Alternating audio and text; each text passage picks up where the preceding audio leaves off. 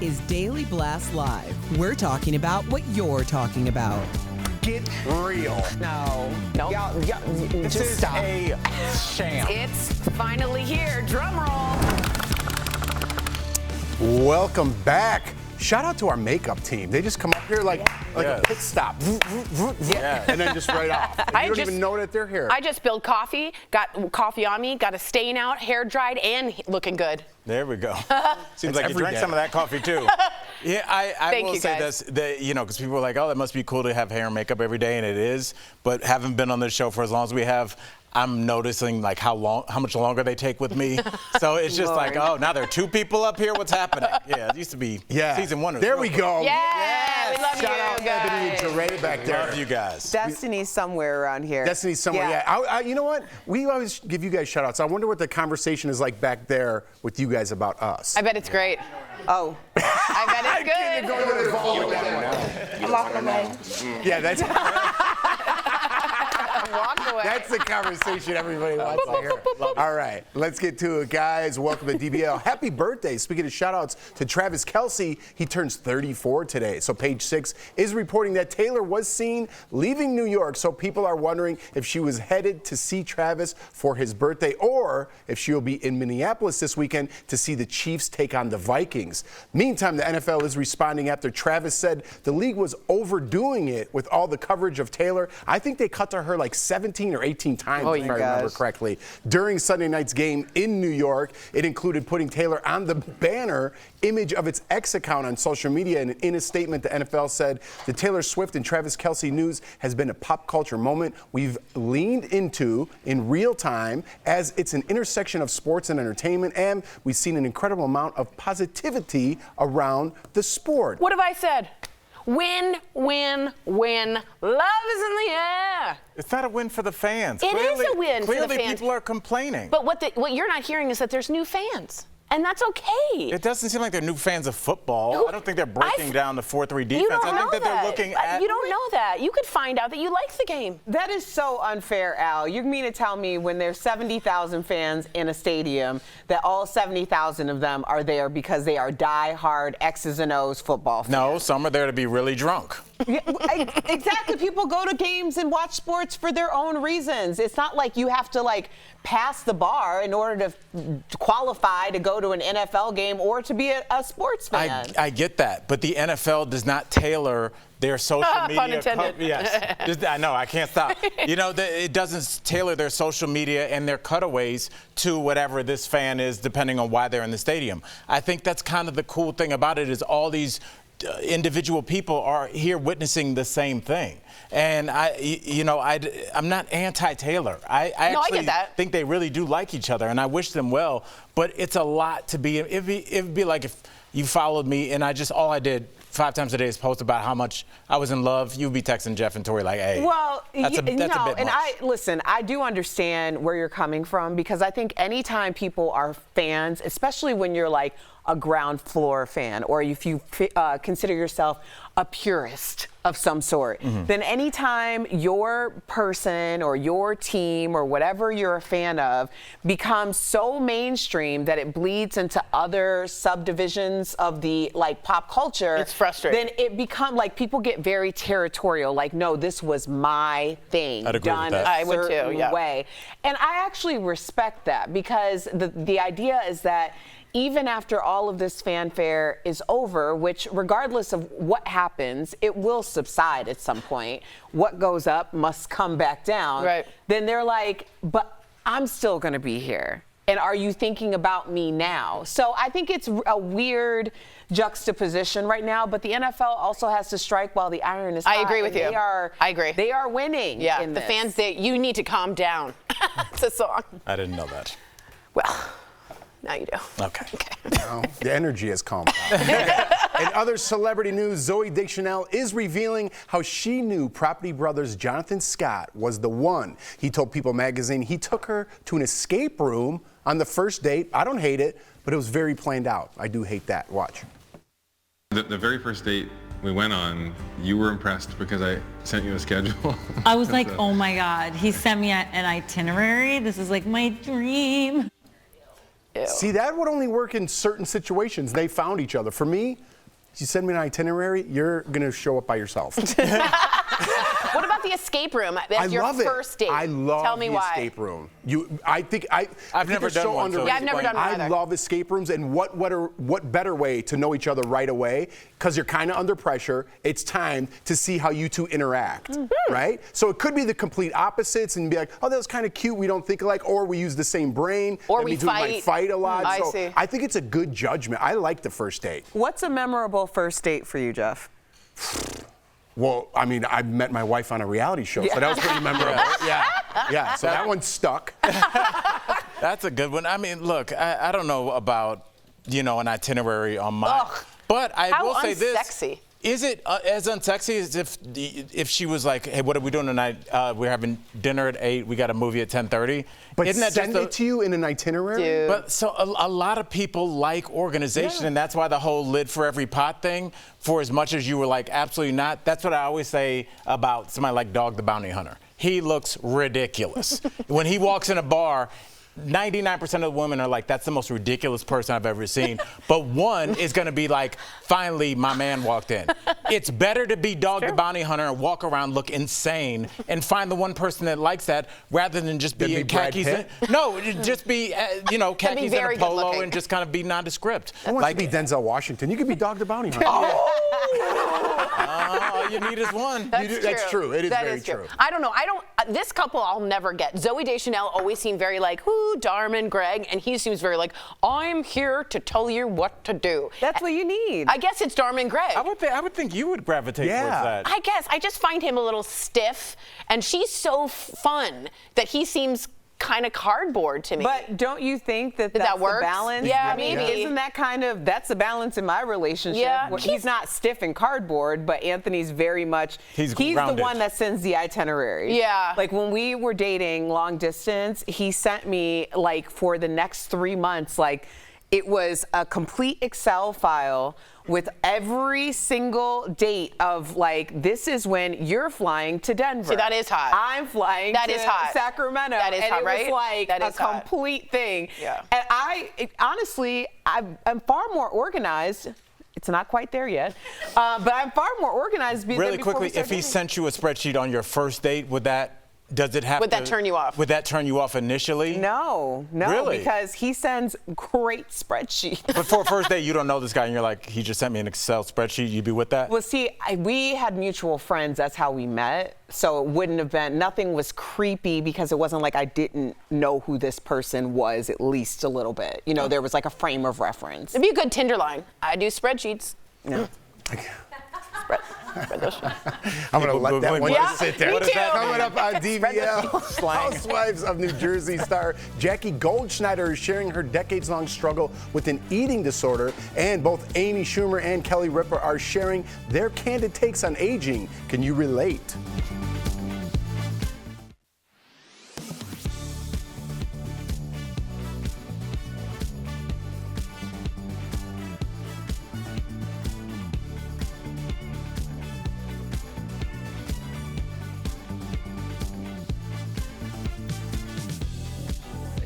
Do you guys want to do a movie quote test? Yes. All right, here we go. Guess the movie quote.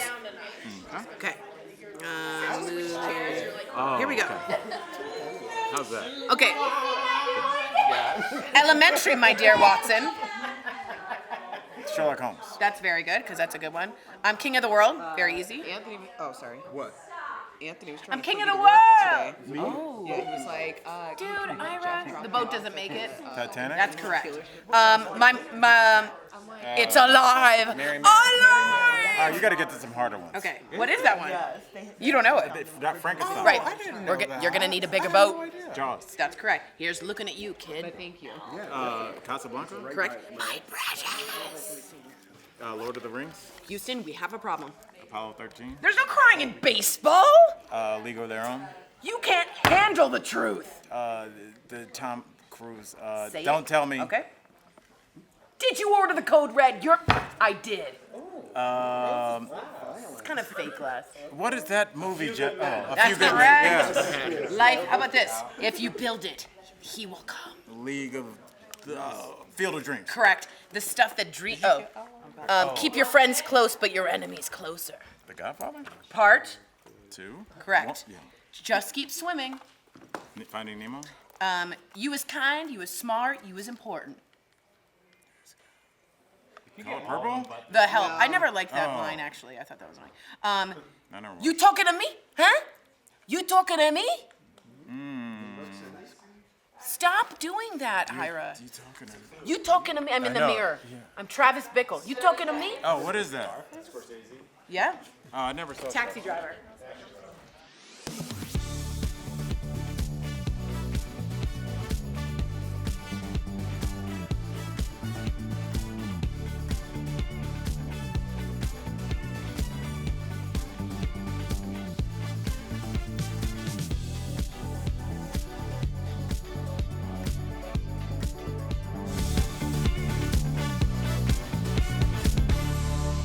Welcome back. Some stars are sounding off on getting older, starting with Amy Schumer. She posted these photos on Instagram of her younger self next to older Amy in the hospital. She added a warning to 20-somethings that life is coming for you. But Kelly Ripa recently talked about one of the benefits of aging and menopause on her podcast. Let's listen. I love not getting my period. There, I said it. I don't mind it at all. I think it's one of the greatest benefits of menopause. My first Memorial Day through Labor Day after menopause, Albert, how many pairs of white, did you only see me in white jeans? Only. It was the summer of the white pant. I don't know. I don't know if I could do that much white pants. Because of what? White pants just, they take all the attention of the room and focus on your pants. If I came in white pants, it would change the whole show. Well, what if you were at the beach? Yeah, but then unless you're going every day, you can't rock white pants every day. Yeah, she lives in New York City. Yeah, I'd be like, why She's probably on Montauk, though, or something, the Hamptons, looking to get just a windy day. Can't have white pants. Let's focus on the age. Okay. Sorry. I think I've always heard this. Look, I always was worried about looking older, and my eyes are going, and my skin's looking dull, and things are sagging, and I have to work out harder. But I know, but it's true, and that's things I think about. I'm sure a lot of people think about that. But with a mother that's getting sick, and I look at other moms and dads, like you said, your dad plays pickup basketball. Like how old? Yeah, 70.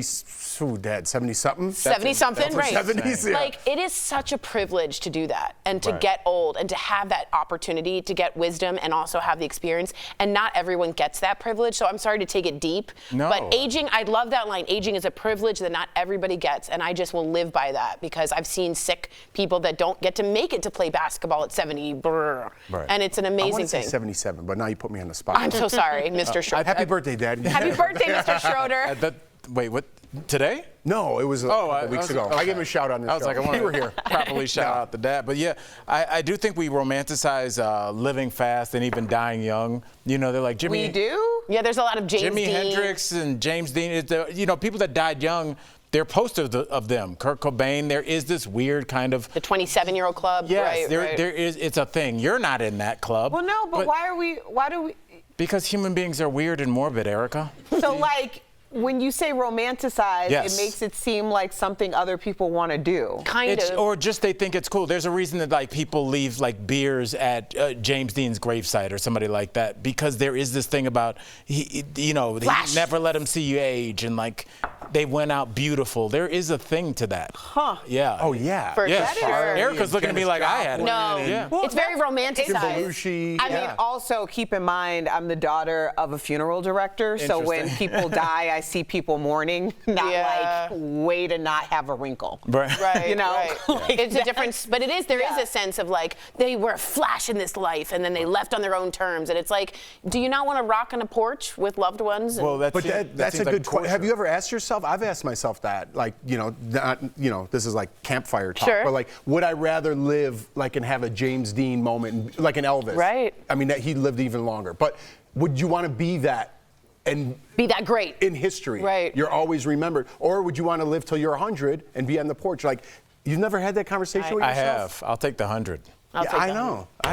There is something sexy about like living fast and dying young. I don't though. know. There Life is definitely is. long. Elvis had some not so great years before that. Well, I mean, not him specific. Whatever. Everyone, take a drink. Coming up on DBL, Real Housewives of New Jersey star Take a drink. Jackie Goldschneider is getting candid about her eating disorder.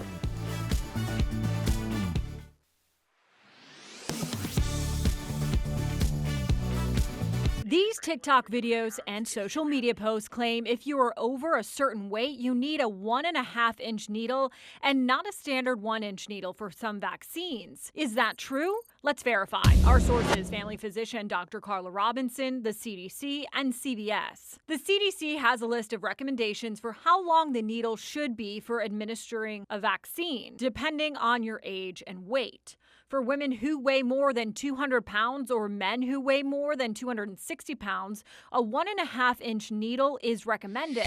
So for people who are of a heavier body weight, it's necessary to sometimes have a longer needle in order to reach the muscle for vaccines that are delivered within the muscle. Dr. Robinson says most adult vaccines are administered in the muscle. Those include the flu shot, COVID-19 shot, and tetanus shot, just to name a few. But will the vaccine be more inefficient if it's a shorter needle? It may not be as effective as it would normally be because there are certain enzymes that are needed in order to activate that are found within the muscle. Dr. Robinson says that doesn't mean you need to get another shot if a 1-inch needle was used, but she says it's always a good idea to advocate for yourself and ask what needle size your doctor or pharmacy is using. CVS told us they follow CDC guidance when selecting which needle length to use for each patient.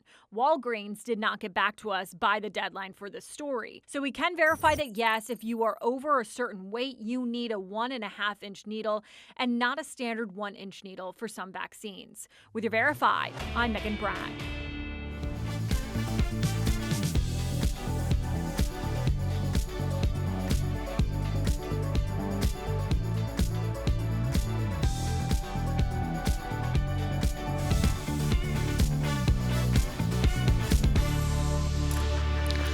Welcome back to DBL. Imagine the pressure to keep up with some of the most notorious housewives, all while hiding a secret that's literally killing you.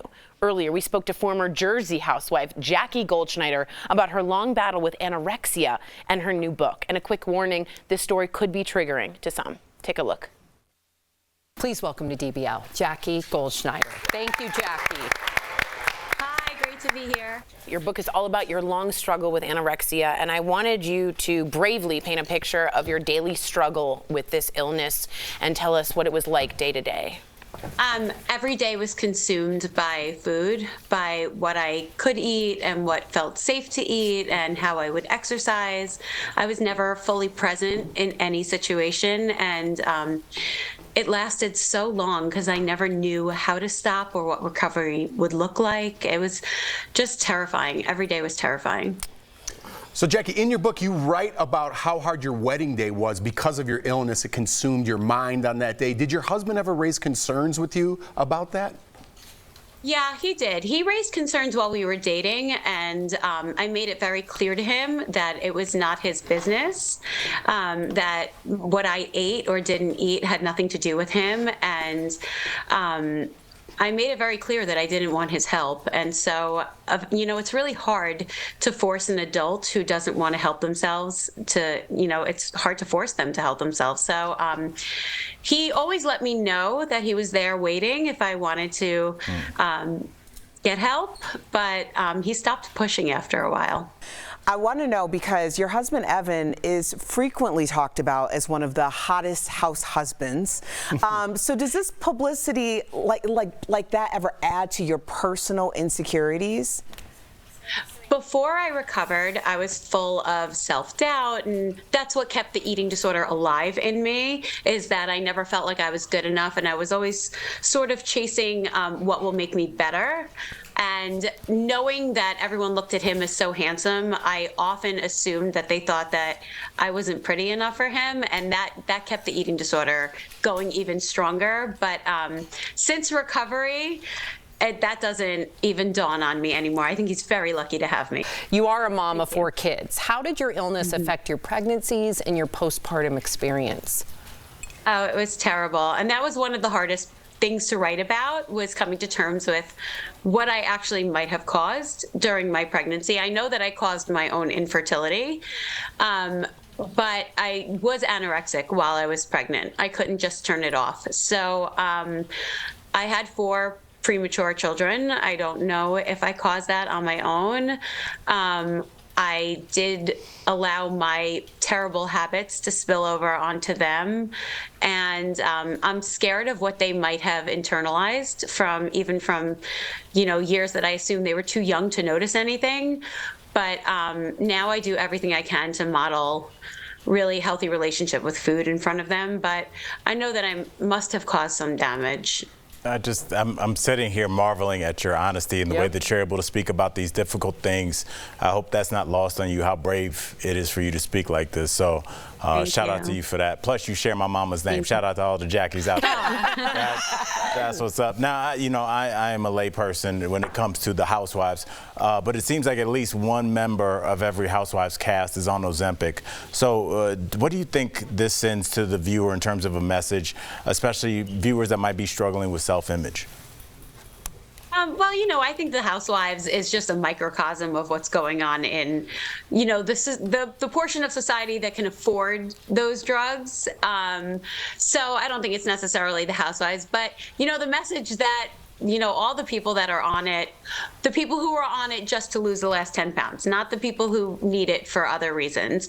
But the message it's sending is thin at any cost, and I stand firm in my belief that any drug or anything that lets you artificially turn off your hunger is basically a gateway to an eating disorder.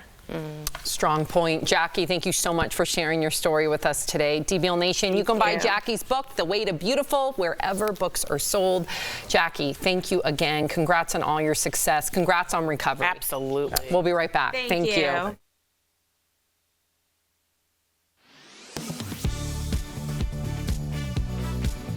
The office of Speaker of the House of the United States House of Representatives is hereby declared vacant. On October 3rd, the House voted to remove Speaker Kevin McCarthy from the position. Per House rules, a newly elected Speaker must provide a confidential list of temporary replacements should they be unable to fulfill their duties. Back in January, when McCarthy was elected, he placed Representative Patrick McHenry of North Carolina at the top of his list. Now McHenry will act as Speaker pro tempore until a new Speaker is elected. But people on social media are speculating that McHenry is nothing but a figurehead and that Congress will be paralyzed until a new House Speaker is elected. A concern as the clock ticks toward the November 17th deadline to avoid a government shutdown. So let's verify. Can the House of Representatives pass legislation without an elected Speaker? Our sources are the U.S. House rules, constitutional law expert Ben Barton, and congressional expert Joshua Hutter. This answer is inconclusive. Here's why. According to Section 1, Clause 8 of the House rules, a Speaker pro tempore's authority depends on the factors that put them in the role. If an elected Speaker is gone for just a day or two, the Speaker pro tempore can do all of the House's business, including passing legislation. But if the Speaker permanently vacates the role, like with McCarthy, the rules only make one thing clear. The first thing that you're supposed to do is get another Speaker selected. But the rules also say the Speaker pro tempore can exercise such authorities as may be necessary and appropriate to that end. And that's why the answer about passing legislation is inconclusive. This situation has never happened before, and what necessary and appropriate means hasn't been defined. The experts we talked to had different interpretations. Joshua Hutter with Georgetown University's Government Affairs Institute says if the House majority wants to pass legislation, it can do so.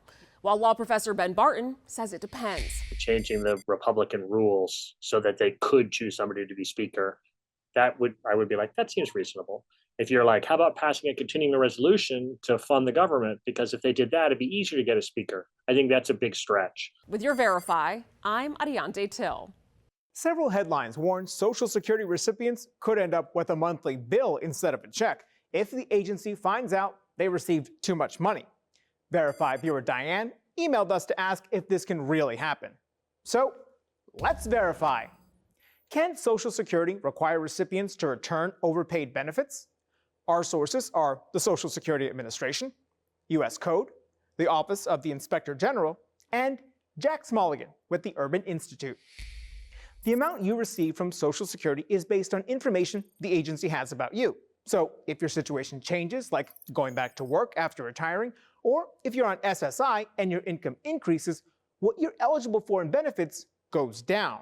And there may be a delay before your monthly check reflects the adjusted amount. The law allows Social Security to recover overpaid money, even well after you get your money. So Yes, Social Security might overpay you and then may ask you to repay benefits you were ineligible to receive. It's best to make sure you always notify Social Security about any significant changes to your income. With your Verify, I'm Brandon Lewis.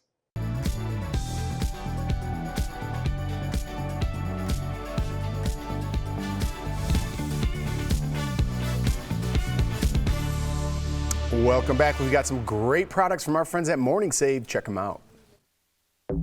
Steph, what do you have for us today? Hey Tori, hey DBL Nation. I am so excited to show you the deals today. As ever, they're fabulous. Let's check what we've got out.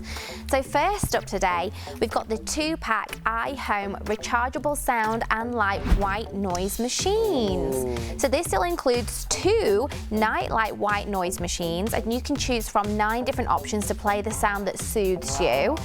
Normally these are $40 each.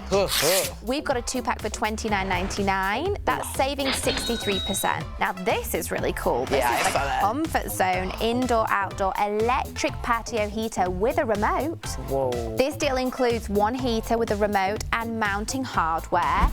Normally it's $90. That's not even that bad. We've got it for $39.99. That's saving 56%. Now check out this. We've got the OXO Good Grips Pro 10-piece hard anodized cookware set. Ooh. This deal includes a 1-quart saucepan with a lid, a 2-quart saucepan with a lid, a 3-quart saute pan, a 6-quart stock pot with a lid, an 8-inch frying pan, and a 10-inch frying pan. Normally it's $329, but we've got it, Tori, for just $119.99. That's saving 64%. And our last product today is backed by popular demand. It's the Fillion H7 Sonic Electric Toothbrush with 8 brush heads. Nice. This doorbuster deal includes 1 toothbrush, a charging cable, and 8 brush heads. Ooh. Doorbuster deals are always super popular, so make sure that you get your hands on this, but guess what? There's a limit. We've only got 3 per customer. Oh wow, this is popular. They're so popular. Yeah. So guys, if you want one, be quick about it. So normally it's $40. Okay. We've got it for $10. That's saving 75%. Guys, head on over to morningsave.com to snag these amazing deals at the lowest prices, or you can even scan the QR code. It's right on screen. It will take you directly to these products on Morning Save's website. Steph, thank you so much. It's only a half-hour show. Tori, how's your snack in between? It really annoys me. You know it bothers me. I'm sorry, how many gummy worms did you put in your... Yeah, but they're right there. I have to go on a trek to the Himalayas to get them. Hundreds. We'll see you tomorrow. Hundreds.